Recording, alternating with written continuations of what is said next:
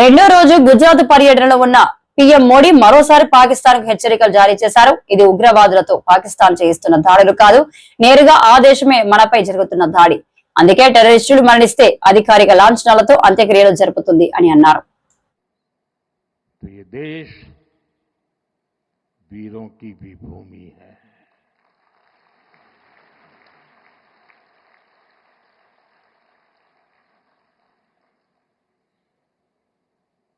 आज तक जिसे हमें प्रॉक्सी वॉर कहते थे,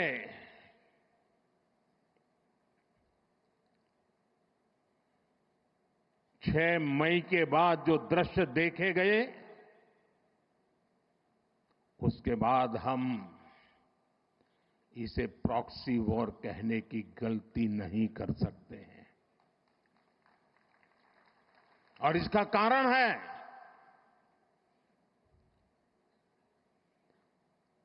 जब आतंकवाद के 9 ठिकाने तय करके 22 मिनट में, साथियों 22 मिनट में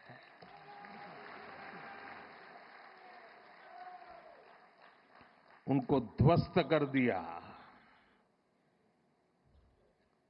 और इस बार तो सब कैमरा के सामने की सारी व्यवस्था रखी थी ताकि हमारे घर में कोई सबूत न मांगे। अब हमें सबूत नहीं देना पड़ रहा है, वो ऊपर वाला दे रहा है।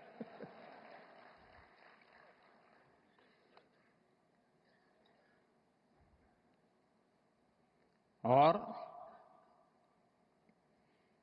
मैं इसलिए कहता हूं अब ये प्रॉक्सी वॉर नहीं कह सकते इसको, क्योंकि जो आतंकवादियों के जनाजे निकले 6 मई के बाद, जिनका कत्ल हुआ, उस जनाजे को स्टेट ऑनर दिया गया पाकिस्तान में। उनके कॉफिन पे पाकिस्तान के झंडे लगाए गए, उनकी सेना ने उनको सैल्यूट दी। ये सिद्ध करता है कि आतंकवादी गतिविधि प्रॉक्सी वॉर नहीं है, ये आपकी सोची समझी युद्ध की रणनीति है। आप वॉर ही कर रहे हैं तो उसका जवाब भी वैसे ही मिलेगा।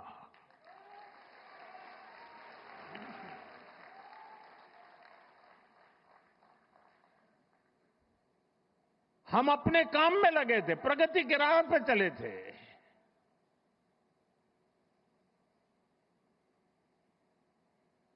हम सबका भला चाहते हैं और मुसीबत में मदद भी करते हैं।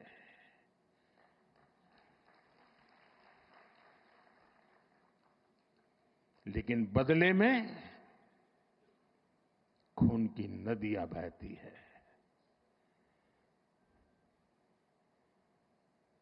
मैं नई पीढ़ी को कहना चाहता हूं,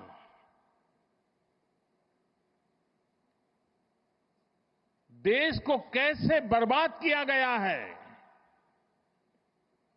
1960 में जो इंडस वाटर ट्रीटी हुई है, अगर उसकी बारीकी में जाएंगे तो आप चौंक जाएंगे। यहां तक तय हुआ है उसमें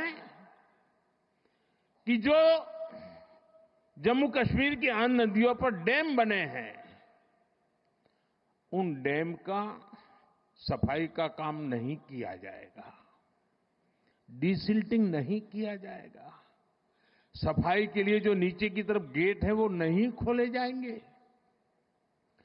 60 साल तक ये गेट नहीं खोले गए और जिसमें 100% पानी भरना चाहिए था, धीरे धीरे इसकी कैपेसिटी कम हो गई, 2%, 3% रह गया। क्या मेरे देशवासियों को पानी पर अधिकार नहीं है क्या? उनको उनके हक का पानी मिलना चाहिए, नहीं मिलना चाहिए क्या? और अभी तो मैंने कुछ ज्यादा किया नहीं है।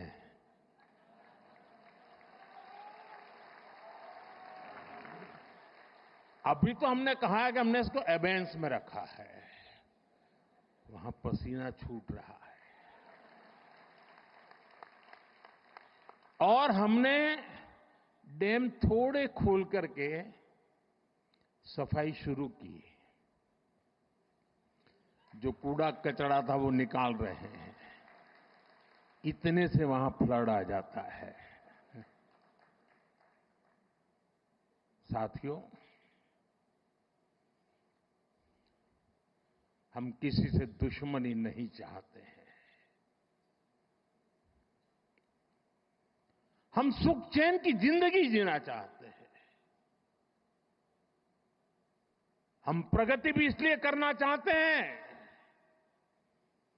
कि विश्व की भलाई में हम भी कुछ योगदान कर सके।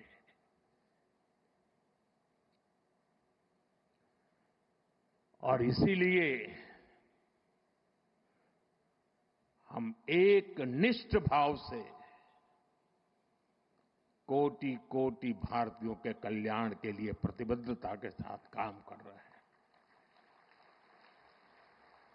कल 26 मई था। 2014 में 26 मई मुझे पहली बार देश के प्रधानमंत्री के रूप में शपथ लेने का अवसर मिला। और तब भारत की इकोनॉमी दुनिया में 11 नंबर पर थे। हमने कोरोना से लड़ाई लड़ी, हमने पड़ोसियों से भी मुसीबतें झेली, हमने प्राकृतिक आपदा भी झेली। इन सब के बावजूद भी इतने कम समय में हम 11 नंबर की इकोनॉमी से 4 नंबर की इकोनॉमी पहुंच गए।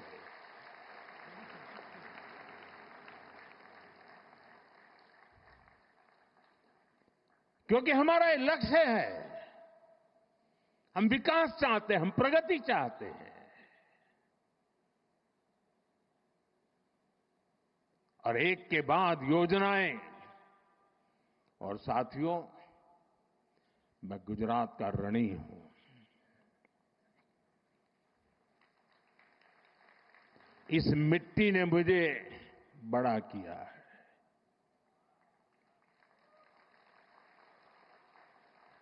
यहां से मुझे जो शिक्षा मिली, दीक्षा मिली, यहां से जो मैं आप सबके बीच रह करके सीख पाया, जो मंत्र आपने मुझे दिए, जो सपने आपने मेरे में संजोए, मैं उसे देश